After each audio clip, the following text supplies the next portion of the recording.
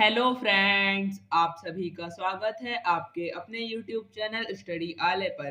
तो आज की वीडियो में हम UP board exam class 10th 2026 science के लिए चौथा चैप्टर कार्बन और इसके यौगिक के लिए 30 मोस्ट इम्पॉर्टेंट एमसीक्यू लेकर आए हैं।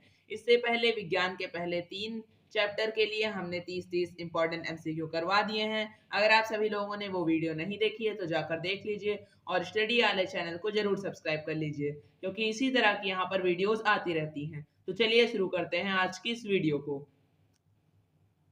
तो जैसा कि पहला प्रश्न दिया हुआ है, प्रथम कार्बनिक यौगिक यूरिया का संश्लेषण किसने किया था? ऑप्शन ए है कोल्वे ने, ऑप्शन बी है वोलर ने, ऑप्शन सी है बर्जीलियस ने, ऑप्शन डी है इनमें से कोई नहीं। तो पहले प्रश्न का राइट आंसर हमारा हो जाएगा ऑप्शन नंबर बी, वोलर ने। प्रथम कार्बनिक यौगिक यूरिया का संश्लेषण वोलर ने किया था। तो चलिए अगला प्रश्न देख लेते हैं। अगला प्रश्न दिया हुआ है, कैल्शियम कार्बाइड जल के साथ अभिक्रिया करके क्या देता है? A methane, B ethane, C ethene या फिर डी एथाइन। तो हमारे दूसरे प्रश्न का राइट आंसर हो जाएगा ऑप्शन नंबर डी, एथाइन। तो चलिए देखते हैं अगला प्रश्न। अगले प्रश्न में दिया हुआ है, निम्न में से हाइड्रोकार्बन कौन है? ऑप्शन ए है H2O, ऑप्शन बी है C6H12O6, ऑप्शन सी है कार्बन डाइऑक्साइड और ऑप्शन डी है नाइट्रिक अम्ल। ये क्या है? जल है, ये क्या है? ग्लूकोज है, ये क्या है? कार्बन डाइऑक्साइड है और ये क्या है? नाइट्रिक अम्ल है, HNO3। और हाइड्रोकार्बन क्या होता है? हाइड्रोजन और कार्बन का मिश्रण। हाइड्रोजन और कार्बन का मिश्रण क्या होता है? हाइड्रोकार्बन होता है। तो इसमें से ग्लूकोज जो है वो एक हाइड्रोकार्बन है। तो हमारा राइट आंसर हो जाएगा ऑप्शन नंबर बी। तो चलिए देखते हैं अगला प्रश्न। अगले प्रश्न में दिया हुआ है, CHO अभिक्रिया मूलक को कहते हैं? Option A aldehyde, option B alcohol, option C ketone, option D इनमें से कोई नहीं। तो हमारे चौथे प्रश्न का राइट आंसर हो जाएगा ऑप्शन नंबर ए, एल्डिहाइड। तो चलिए देखते हैं अगला प्रश्न।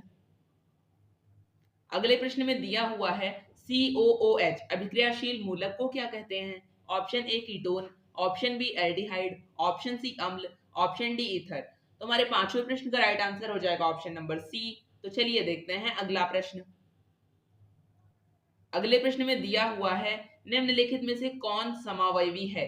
ऑप्शन ए है C2H6 और C6H6, ऑप्शन बी है C5H10 और C2H12, ऑप्शन सी है C2H5OH और CH3OCH3 और ऑप्शन डी है CH4 और C2H6। तो हमारे छठे प्रश्न का राइट आंसर हो जाएगा ऑप्शन नंबर सी, C2H5OH और CH3OCH3। तो चलिए देखते हैं अगला प्रश्न। अगले प्रश्न में दिया हुआ है, निम्नलिखित में से कौन सा संयोजी यौगिक है? Option A CH4, option B NaCl, option C CaCl और ऑप्शन डी क्या है? Na2O। तो हमारे सातवें प्रश्न का राइट आंसर हो जाएगा ऑप्शन नंबर ए, CH4। ये क्या है? एक सहसंयोजी यौगिक है। तो चलिए अगला प्रश्न देख लेते हैं। अगले प्रश्न में दिया हुआ है, निम्न में से किस हाइड्रोकार्बन के 3 आबंध हैं? Option A CH4, option B है C2H6, ऑप्शन सी है C3H8 और ऑप्शन डी है C2H2।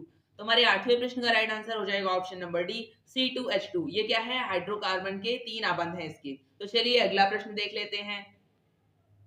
अगले प्रश्न में दिया हुआ है, ब्यूटनॉन एक कार्बनिक यौगिक है जिसका प्रकार्यात्मक समूह है?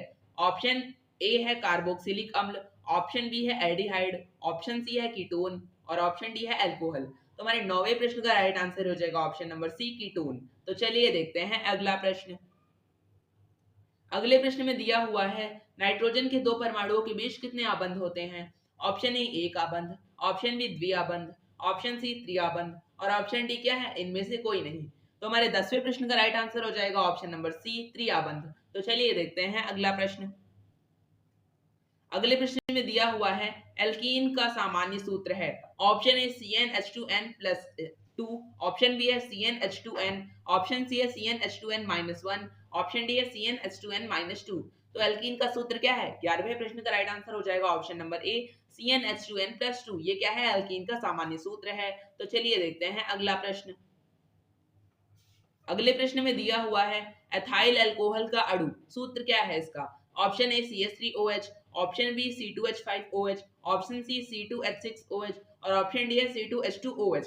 तो हमारे 12वें प्रश्न का राइट आंसर हो जाएगा ऑप्शन नंबर बी, C2H5OH। तो चलिए देखते हैं अगला प्रश्न।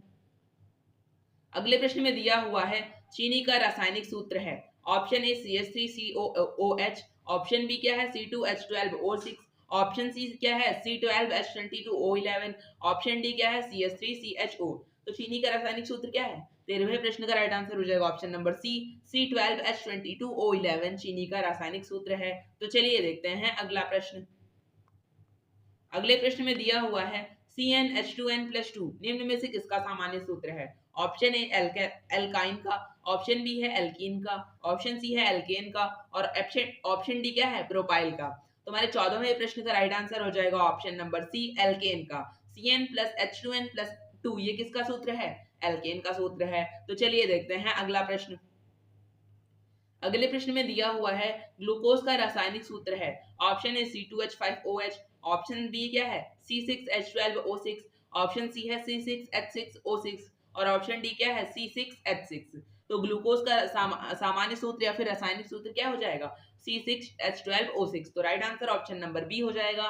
तो चलिए देखते हैं अगला प्रश्न। अब इस प्रश्न का आंसर आप सभी लोगों को कमेंट बॉक्स में जरूर देना है। इस प्रश्न में 4 ऑप्शन दिए हुए हैं। इस प्रश्न का राइट आंसर आप सभी लोग कमेंट बॉक्स में बताएंगे। तो चलिए देखते हैं अगला प्रश्न। अगले प्रश्न में दिया हुआ है हीरा और ग्रेफाइट कार्बन के क्या हैं? समावयवी हैं, समस्थानिक हैं, अपरूप हैं या फिर बहुलक हैं। तो 17वें प्रश्न का राइट आंसर हो जाएगा ऑप्शन नंबर सी अपरूप हैं। और ये कैसे अपरूप हैं? तो क्रिस्टलीय अपरूप हैं। तो चलिए देखते हैं अगला प्रश्न। अगले प्रश्न में दिया हुआ है मेथेनोइक अम्ल का सामान्य नाम क्या है? ऑप्शन ए फॉर्मिक अम्ल, ऑप्शन बी एसिटिक अम्ल, ऑप्शन सी प्रोपियोनिक अम्ल, ऑप्शन डी है ब्यूटरिक अम्ल। तो हमारे 18वें प्रश्न का राइट आंसर हो जाएगा ऑप्शन नंबर ए फॉर्मिक अम्ल। मेथेनोइक अम्ल को हम लोग फॉर्मिक अम्ल भी बोलते हैं। तो चलिए देखते हैं अगला प्रश्न। अगले प्रश्न में दिया हुआ है अल्कोहल श्रेणी के यौगिकों में कौन सी अभिक्रियाशील समूह विद्यमान होती है? इस प्रश्न का राइट आंसर भी आप सभी लोगों को कमेंट बॉक्स में बताना है। तो चलिए अगला प्रश्न देख लेते हैं। अगले प्रश्न में दिया हुआ है ऑक्सीजन के 2 परमाणुओं के बीच कितने आबंध पाए जाते हैं? Option A 1, option B 2, option C 3 और ऑप्शन डी क्या है कोई आबंध नहीं। तो 20वें प्रश्न का राइट आंसर हो जाएगा ऑप्शन नंबर बी 2 आबंध पाए जाते हैं ऑक्सीजन के 2 परमाणुओं के बीच। तो चलिए अगला प्रश्न देख लेते हैं। अगले प्रश्न में दिया हुआ है नाइट्रोजन अणु में कितने सहसंयोजक बंधन होते हैं? ऑप्शन ए है 1, ऑप्शन बी है 2, ऑप्शन सी है 4 और ऑप्शन डी क्या है 3। तो नाइट्रोजन अणु में कितने सहसंयोजक बंधन होते हैं? तो इसका राइट आंसर हो जाएगा ऑप्शन नंबर डी 3। तो चलिए देखते हैं अगला प्रश्न। अगले प्रश्न में दिया हुआ है निम्नलिखित में कौन सा संयोजी यौगिक है? ऑप्शन ए है CH4, ऑप्शन बी है NaCl, ऑप्शन सी है CaCO2 और ऑप्शन डी क्या है Na2O।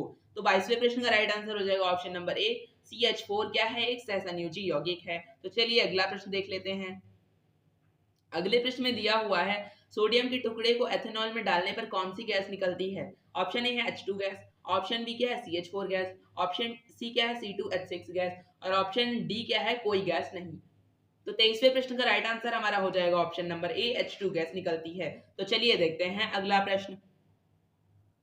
अगले प्रश्न में दिया हुआ है मीथेन, इथेन और प्रोपेन किस श्रेणी के सदस्य हैं? ऑप्शन ए समजातीय श्रेणी और ऑप्शन बी क्या है बहुलीकरण श्रेणी और ऑप्शन सी है अभिजातीय श्रेणी और ऑप्शन डी है संघनन श्रेणी। तो मीथेन, इथेन और प्रोपेन किस श्रेणी के सदस्य हैं? तो इसका राइट आंसर हो जाएगा समजातीय श्रेणी। Option number A right answer हो जाएगा।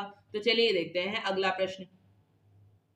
अगले प्रश्न में दिया हुआ है निम्नलिखित में से कौन एथेनाइक अम्ल का तनुघोल है? ऑप्शन ए सिरका, option B formalin, option C chloroform, option D है फिनाइल। तो हमारे 25वें प्रश्न का राइट आंसर हो जाएगा ऑप्शन ए सिरका। तो चलिए देखते हैं अगला प्रश्न। अगले प्रश्न में दिया हुआ है हेक्सेन का रासायनिक सूत्र है। ऑप्शन ए C6H14 और ऑप्शन बी है C5H12, ऑप्शन सी है C3H8 और ऑप्शन डी है C2H6। तो हेक्सेन का रासायनिक सूत्र क्या होता है? इसका राइट आंसर हो जाएगा ऑप्शन नंबर ए C6H14 क्या है हेक्सेन का रासायनिक सूत्र है। तो चलिए अगला प्रश्न देख लेते हैं। अगले प्रश्न में दिया हुआ है अभिक्रियाशील समूह OH is greater than C बराबर 0 बराबर O वाले यौगिक कहलाते हैं। ऑप्शन ए अल्कोहल और ऑप्शन बी है कार्बोक्सिलिक अम्ल, ऑप्शन सी है एल्डिहाइड और ऑप्शन डी है कीटोन। तो अभिक्रियाशील समूह OH is greater than C बराबर 0 वाले यौगिक क्या कहलाते हैं? इसका राइट आंसर हो जाएगा ऑप्शन नंबर बी कार्बोक्सिलिक अम्ल। तो चलिए देखते हैं अगला प्रश्न। अगले प्रश्न में दिया हुआ है प्रोपीन C3H6 में निम्न में से कौन समूह है? ऑप्शन ए है कीटोन समूह, ऑप्शन बी है हैलोजन समूह, ऑप्शन सी है अल्कोहल समूह और ऑप्शन डी है एल्कीन समूह। तो इसका राइट आंसर हो जाएगा ऑप्शन नंबर डी, एल्कीन समूह। तो चलिए देखते हैं अगला प्रश्न। अगले प्रश्न में दिया हुआ है जंतु वसा में संतृप्त वसा अम्ल होता है जो स्वास्थ्य के लिए लाभकारी है, हानिकारक है, ए और बी दोनों या फिर इनमें से कोई नहीं। तो जो जंतु वसा में संतृप्त वसा अम्ल होता है वो क्या होता है, स्वास्थ्य के लिए option number B right answer हो जाएगा, हानिकारक है। तो चलिए देखते हैं अगला प्रश्न। अगले प्रश्न में दिया हुआ है वनस्पति तेलों के हाइड्रोजनीकरण में किस उत्प्रेरक का उपयोग किया जाता है। ऑप्शन ए है अम्लीय K2Cr2O7, ऑप्शन बी है क्या है क्षारीय पोटेशियम, ऑप्शन सी है निकेल और ऑप्शन डी है लोहा। तो 30 नंबर क्वेश्चन का राइट आंसर हो जाएगा ऑप्शन नंबर सी, निकेल। और अगर आप सभी लोगों को आज की वीडियो अच्छी लगी है तो इस वीडियो को लाइक करिए, चैनल को सब्सक्राइब कर लिए क्योंकि इसी तरह की यहाँ पर वीडियोस आती रहती हैं। और अपने फ्रेंड के साथ शेयर करिए जिससे सभी लोग यूपी बोर्ड की तैयारी आसानी से कर पाए। Thanks for watching.